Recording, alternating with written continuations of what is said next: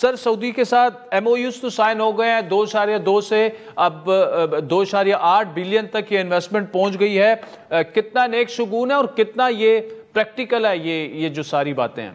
دیکھیے، جو ہمارا آئی ایم ایف کے ساتھ جو پروگرام اس وقت شروع ہوا ہے سپٹمبر میں، اس میں جو پروجیکشنز کیے گئے ہیں کہ پاکستان کو ایکسٹرنل فائنینسنگ جسے کہتے ہیں کتنے پیسوں کی سالانہ ضرورت ہوگی اگلے 3 سال. اور اندازہ یہ ہے کہ تقریباً $20 ارب سالانہ ہمیں ضرورت ہوں گی. اور اس میں سے ایک ایسٹیمیٹ جو آئی ایم ایف پاکستان کے ساتھ طے کیا ہے کہ تقریباً $2 سے $2.5 ارب سالانہ ہمیں فارن انویسٹمنٹ کی انفلو چاہیے ہوگی.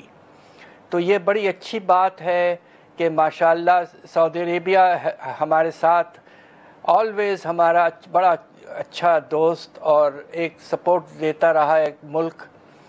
اور پچھلے بھی آپ نے سٹینڈ بائی فیسلٹی میں دیکھا ہوگا کہ جس وقت آئی ایم ایف نے اگریمنٹ کیا $3 ارب کا، تو اس پہ سعودی عربیہ نے اپنی طرف سے $2 ارب اور ایڈیشنل آپ کو فکس ڈپازٹس کے طور پر دیے.